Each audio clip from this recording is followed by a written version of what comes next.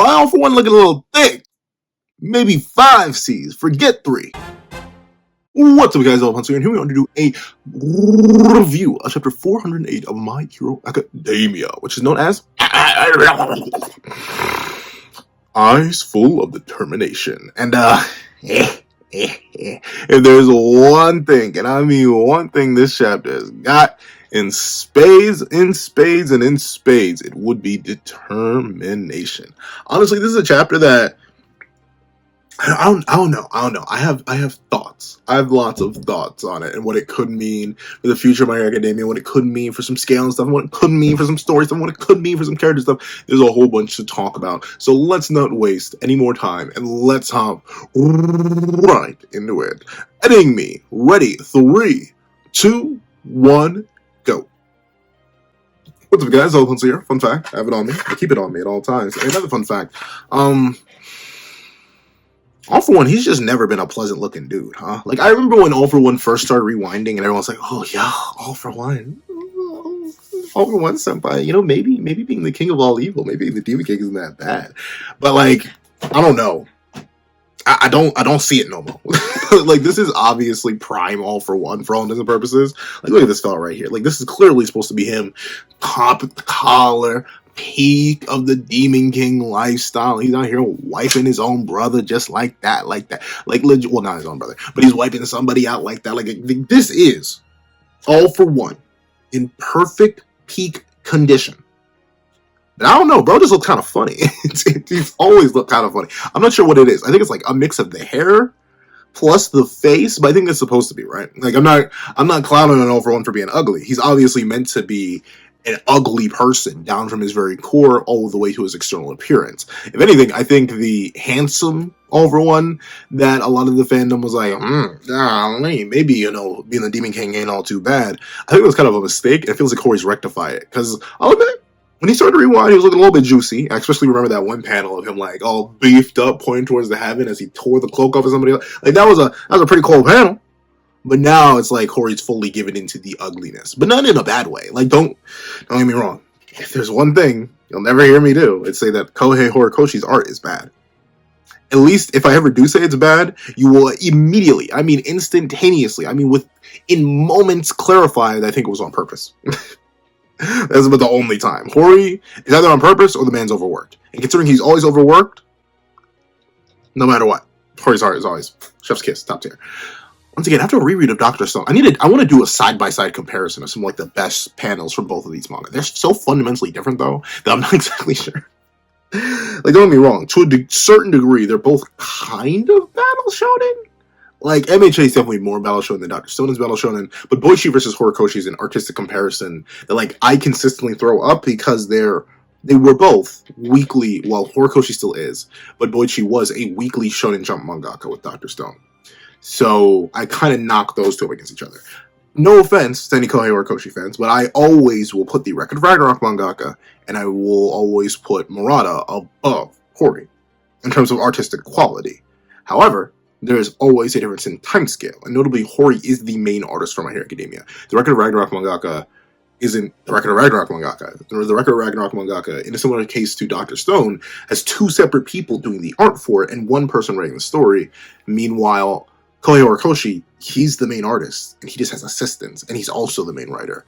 And for something like Dr. Stone, Boichi's just the artist. Once again, there's a main writer. It's the same thing with Blue Lock and Nomura and Kanashiro-sensei, where Kanashiro-sensei is the writer, but Nomura, Yusuke Nomura? I know it's not Tetsuya, that's Kingdom Hearts. But, well, that's more than Kingdom Hearts. It's basically it's Final Fantasy. It's Final Fantasy, it's Kingdom Hearts, it's a whole bunch of stuff. It's Square Enix, essentially. But with that being the case, Blue Lock, one of my favorite artistic manga on a week-by-week basis. Dr. Stone, Record of Ragnarok, heck, arguably, I mean, I forget how the One Punch Man relationship works 100%.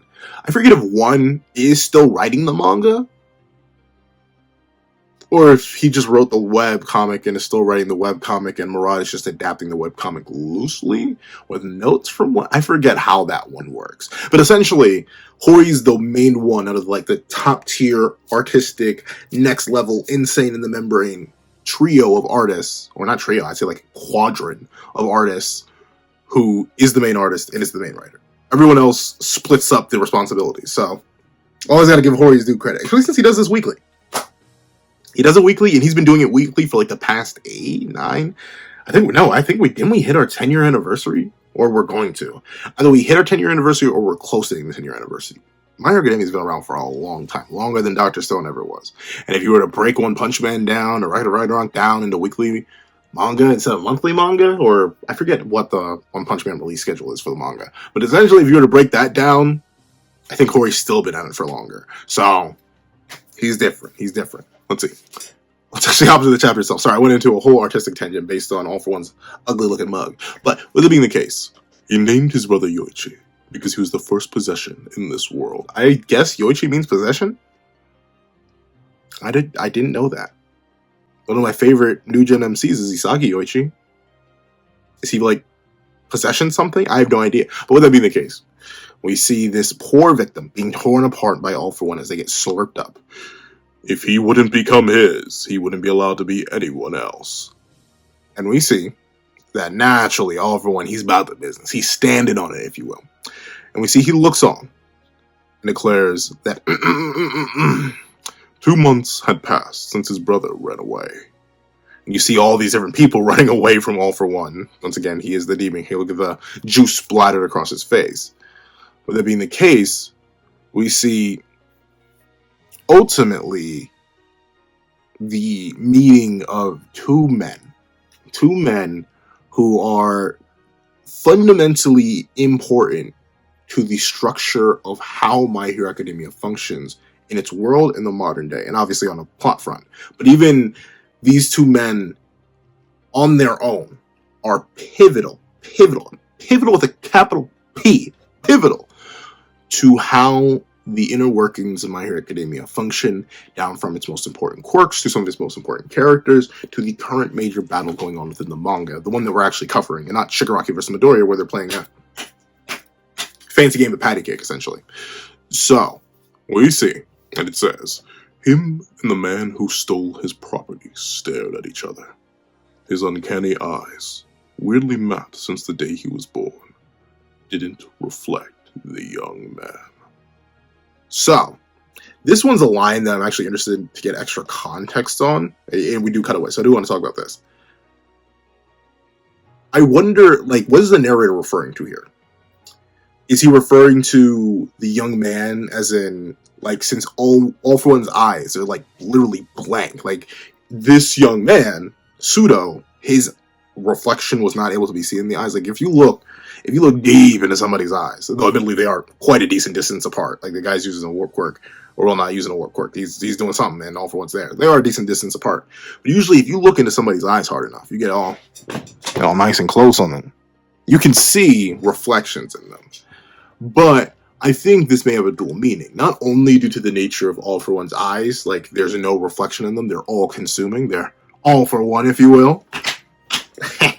But with that being the case, you have the dualistic idea of these eyes don't reflect Yoichi, the young man, All for One's twin brother.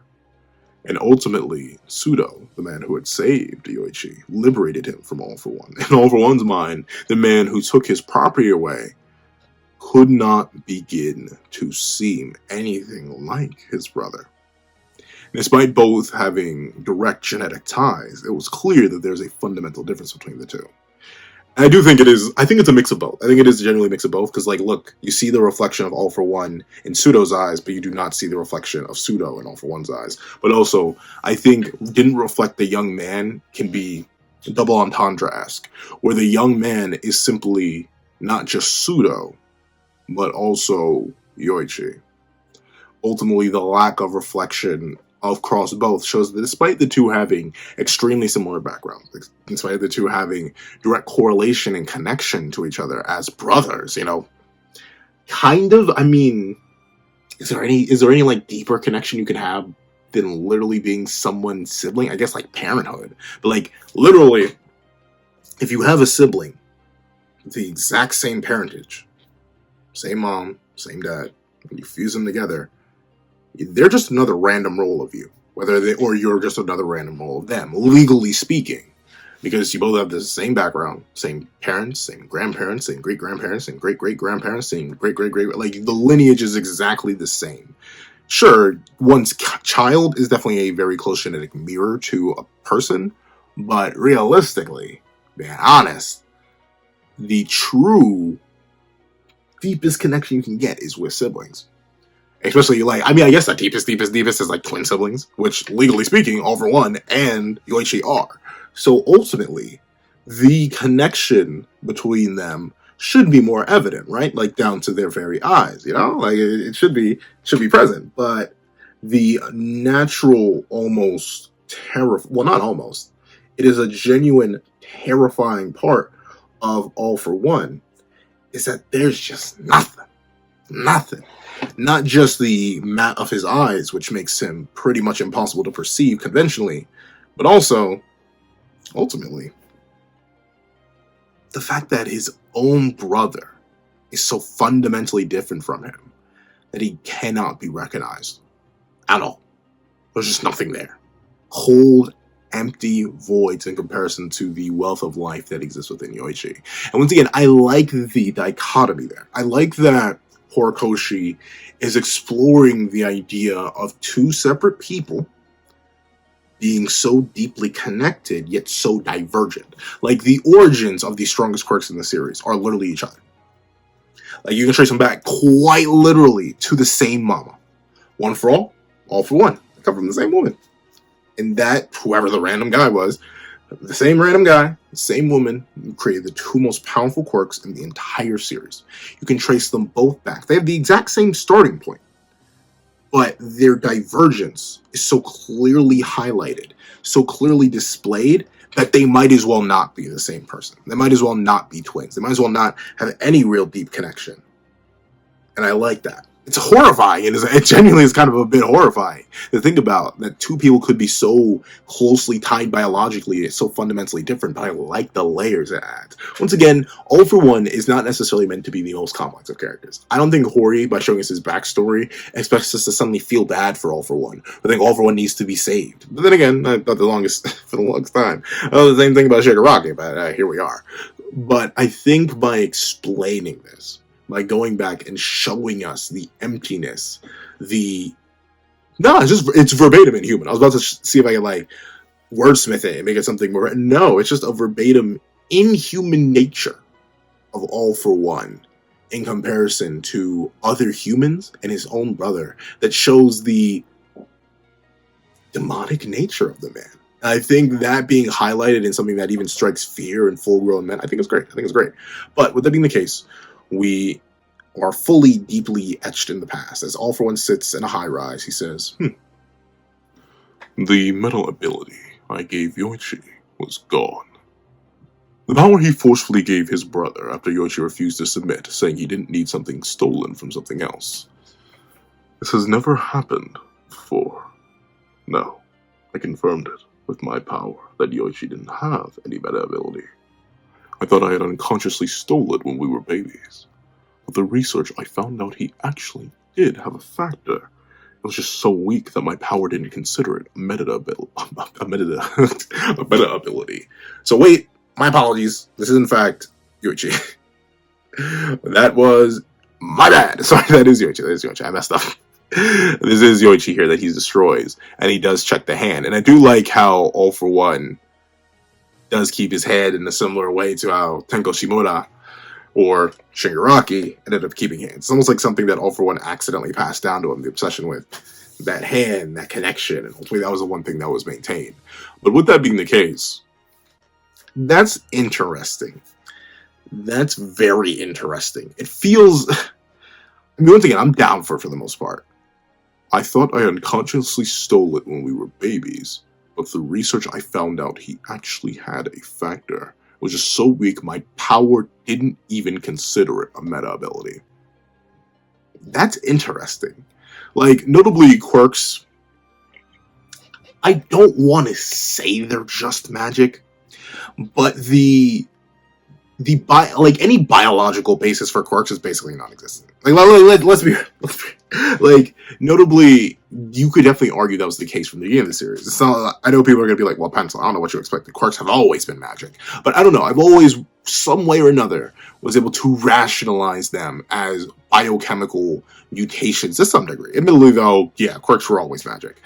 But at least the way the series used to treat them, they didn't feel so magic-y. They felt a bit more tangible. Much more in a vein to like curse techniques or Nan or something like that, where it's kind of like biologically inborn in somebody. But with the whole idea leaning more into the idea that quirks are magic and less biological factors that evolve within a person, I can get why All For One, the quirk, will be like, I think it's there. But like, it does nothing. I'll just leave it. I can get why that would happen. But if All For One was just the quirk, the ability to take other people's meta abilities, if it was just generic I suck, that sounds, I think it's accurate. If it was just generic I suck, no matter what the suck would be, then reasonably speaking, that would be able to happen. All For One would have taken it, and they'll say the series can't happen. So I'll take the fact that Hori mentions why All For One didn't just take it. Because he theorized for the longest time. But with his quirk, it shouldn't be a theory thing. It should be, he grabbed Yoichi, took his quirk. But explaining that Yoichi's quirk, once again, going with the magic idea, that it had so little mana fuel in it, so little MP. It was like a 1 MP cost spell, when All For One may have like a base 5 MP steal limit for quirks. We've seen All For One have all types of quirks on both Shigaraki and All For One himself. I think ultimately it does kind of make sense that the meta ability just wasn't noticed, or wasn't considered valuable enough. And once again, it plays into the idea of All For One's own arrogance, both the quirk and the character. Ooh, shoot.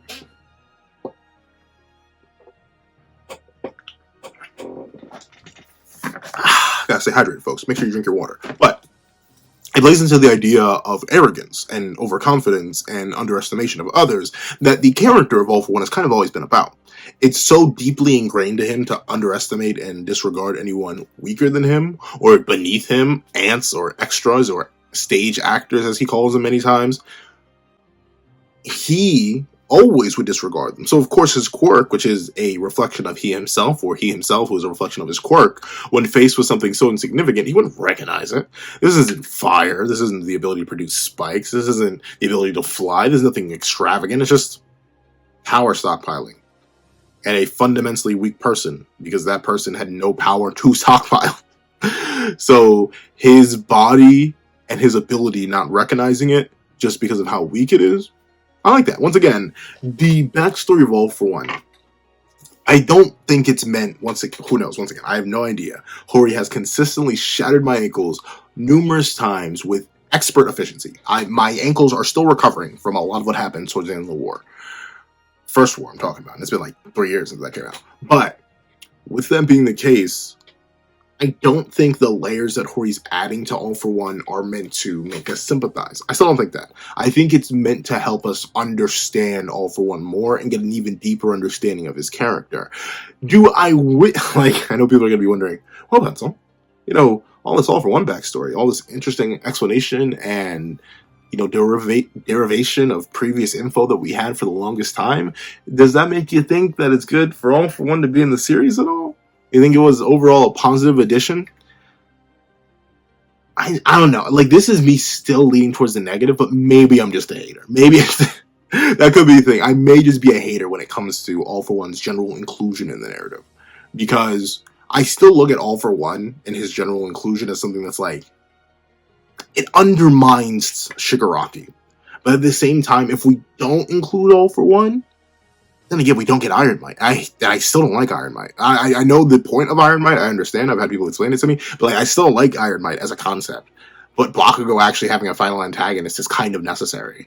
And obviously, All For One, who would be weaker than Perfected Shigaraki, would be the good final antagonist, I suppose.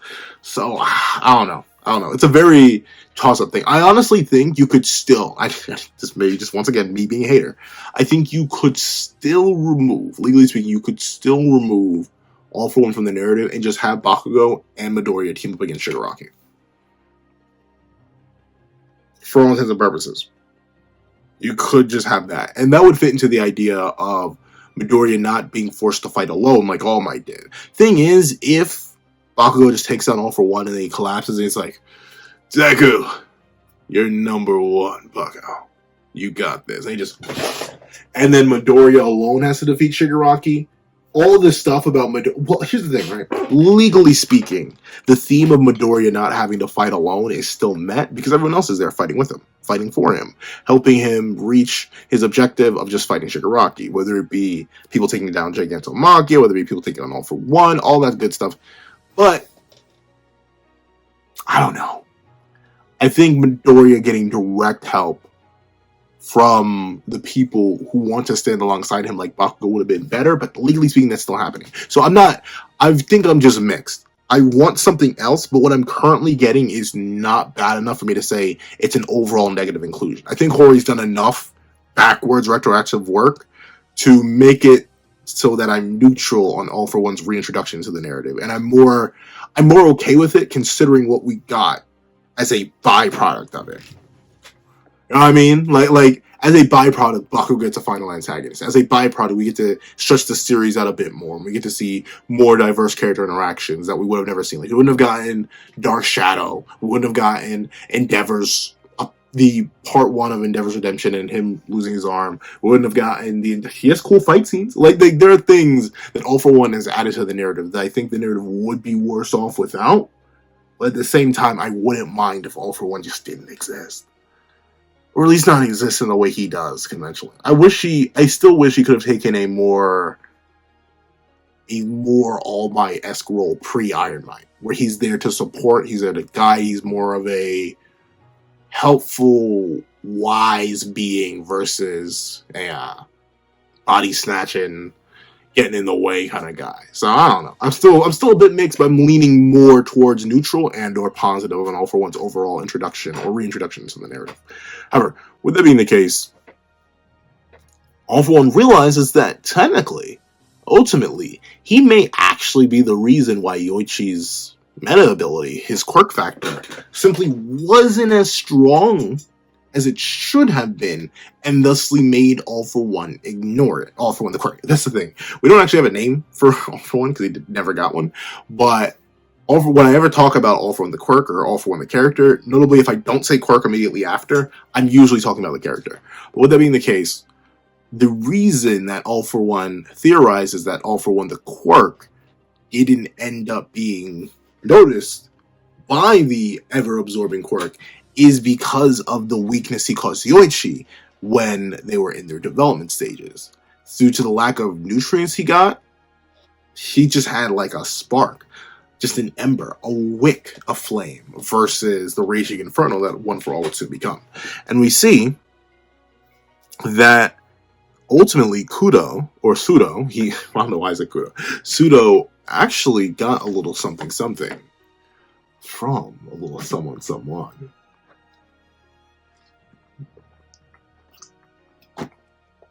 The third user rarely speaks, so I don't know what voice to give him.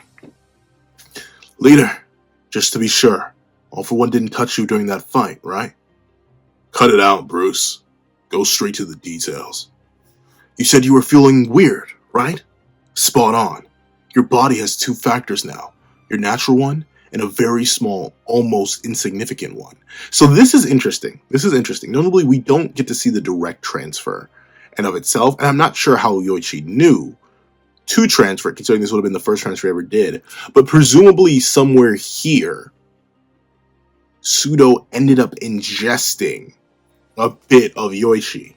And I suppose Yoichi, subconsciously or consciously, ended up transferring over One for All for the first time. The quirk that stockpiles power and the quirk that comes with the ability to transfer powers. I think that was a mistake. I think Yoichi's quirk was just the ability to transfer, and then he got the stockpiling power from All for One. So I may have spoken that backwards before, so my apologies. Let me correct that there. But that's interesting. The first wielder of One for All didn't even realize they had become a vessel for it until after the fact, and only due to feeling weird, quote unquote. And that's interesting, right? I'm trying to think. If I suddenly gained a subtle biogenetic mutation, would I notice? Especially if it was tiny. Like, probably. Because, like, the body's so well tuned to itself and its internal structure, for the most part, that you won't, like, feeling weird would most likely happen immediately.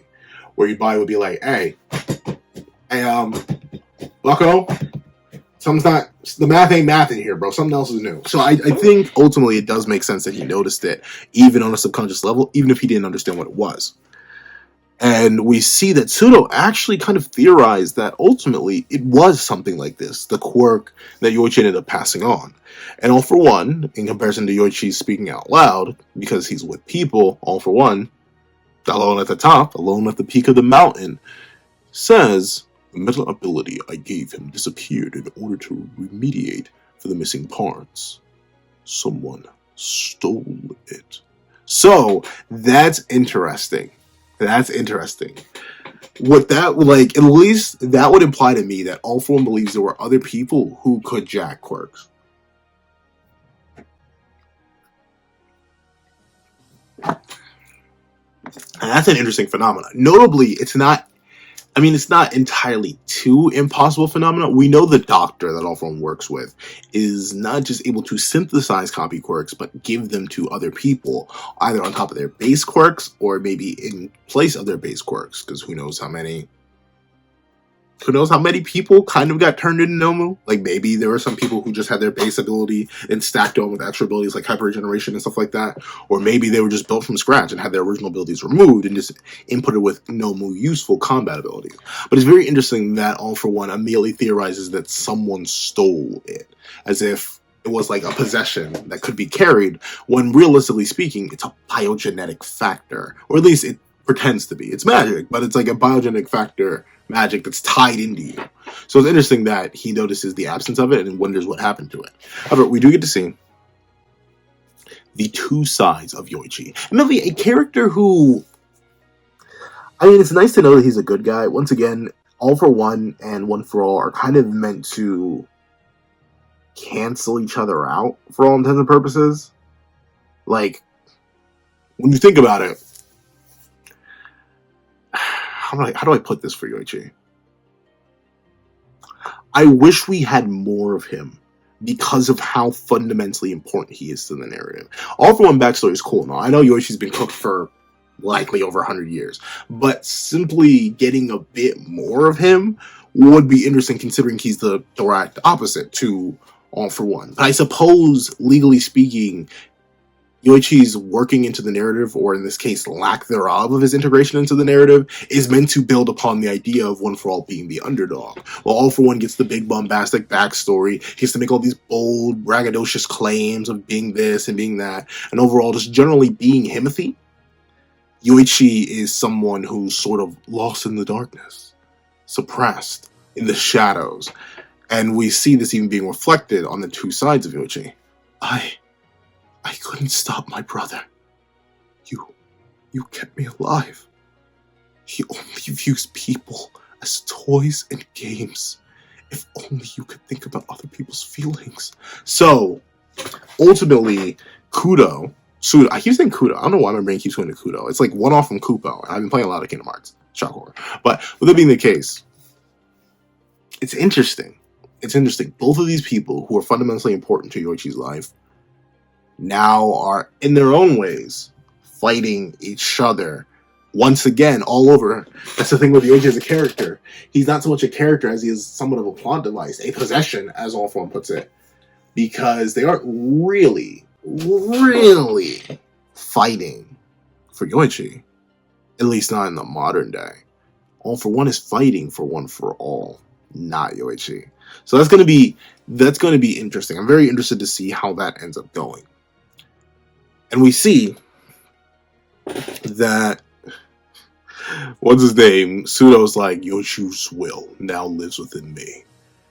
And All for One realizes, okay, if the quirk factor isn't stored within the body, then it must still exist somewhere. Let me go hunt for it. And we see All for One's massive journey across time and space to reach the point where he is now. As he claims, and I do exclaim, wait, what is this? What is that? Okay, hold on, let me see. The power to give and take could have been the kindest in the whole world. And he is, legally speaking, right. You take from those who do not want, and you give for those who do want.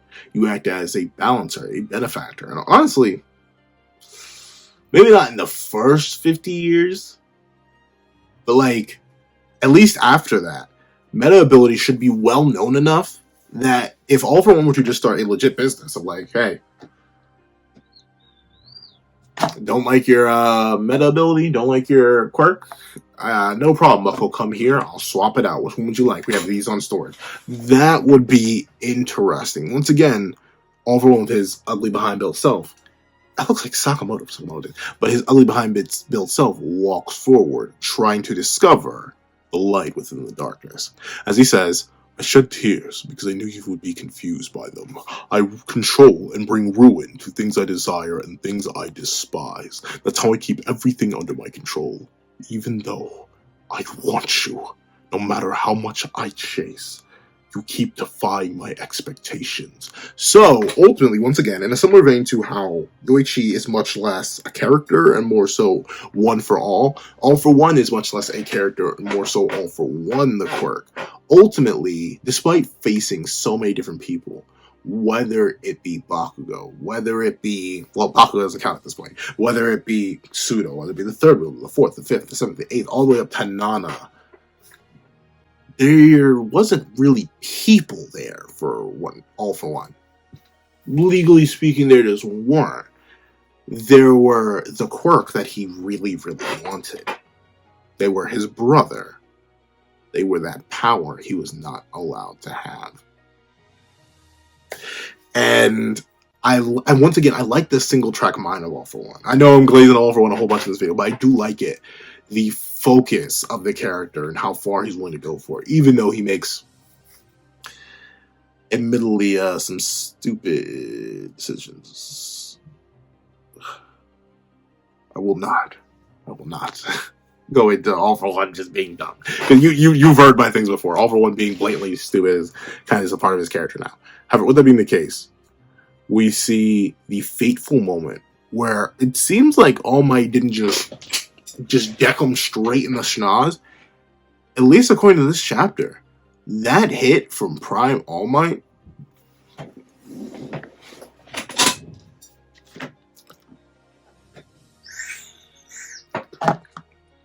it's not directly stated in the chapter, but it can definitely be implied by how hard that punch looks at hits and what those hospital images come for next anyway.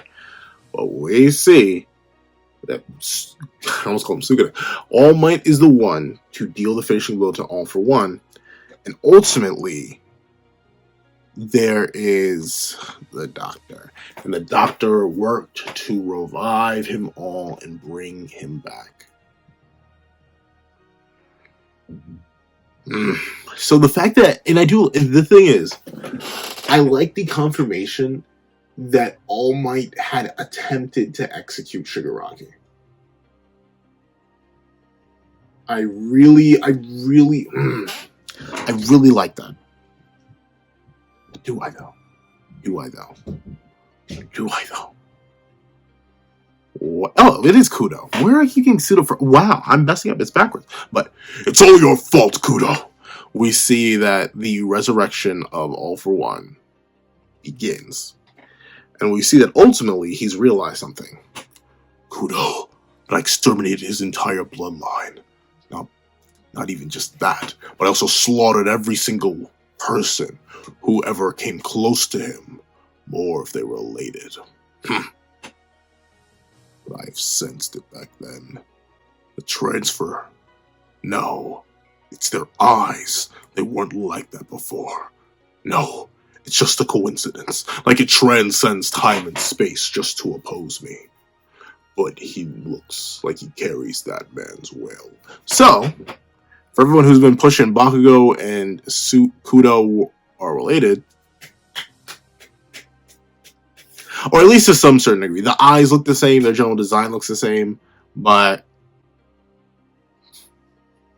I don't know. I don't see it too much All For One, but I suppose anything that looks remotely like the person who took your first toy away would probably incite violence. However, we do get to see that ultimately there's a question to be asked here.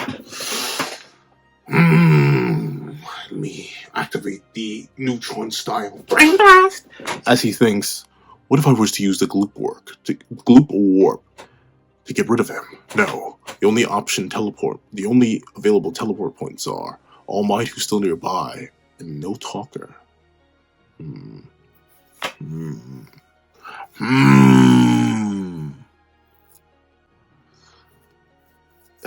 That's so interesting.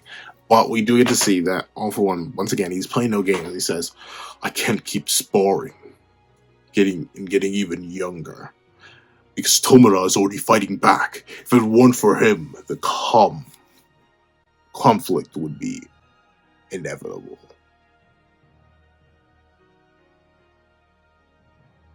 I mean, yeah. Yeah, of course it'll be inevitable. I don't know why. That one always felt weird. But we see that he says, I need some spare energy to father my children. I can't allow Sir Yuta. Well, where did Yuta come from? But we see that ultimately the transfer of power is All For One's main goal. We see what his power looks like.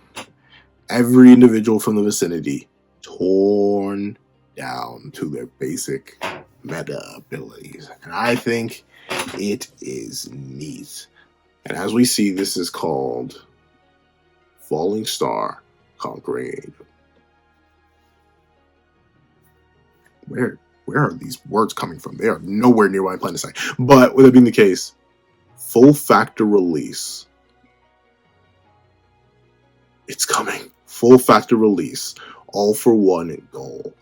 You see he's releasing all these quirks. And he declares that he's coming through. He's ready to burst all the way through to Shigaraki. And we see that ultimately everyone else thinks, oh, we are cooked. We are cooked. Might as well just put a little season on us, put us on a plate because we're cooked. And we see, we see that they realize that, oh no, he wants to end it all with that move. And you see that All Might declares, dodge on Bakugo. That rewind will take him back to a baby in his literal original image. And we see Bakugo smile as he declares, are you stupid? You're bound to lose with that thing. And we see he never gives up hope. Because once again, he's locked in. So overall, W chapter. Once again, it's simple and sweet, not too long of a chapter. It just goes to show the desperation and add further contextualization to All For One in his mindset. And considering he is our penultimate villain, it's good to have that. However, what do you guys think? Please let me know in the comment section down below. I want to thank you guys so much for watching. If you like, share, comment, and subscribe. And make sure you hit that little notification bell so you do not miss out on any of those that come to the channel. Also, I do have a Patreon down below. We store for as low as $1 a month. Get things like exclusive videos, early content, and more. You also become a member of the channel for as low as $3 a month to get the same perks and more. Some of those perks include a live reaction to this very chapter. Now, I want to thank you guys so much for watching once again, and hope you guys have a wonderful day. This is That Guy with a Pencil, writing off. I'd like to give a thank you to our $3 members, Recliner Plays, Red Wolf, 4765, and Greyhound. I'd like to give another thank you to our $5 patrons, Winter, Victor, Sean, Midnight Gemlord, Kevin, and Demix LND. I'd like to give a scrumptious thank you to our $7 member, Autumn's Morning Lazo. I'd like to give another chunka-dunka thank you to our $10 patrons, Robbie Uchiha, Joaquin, and Idem Okami. I'd like to give another thank you to our $25 member, Alex Ice Rose. I'd like to give a hefty thank you to our $25 patron, Calvin Elder,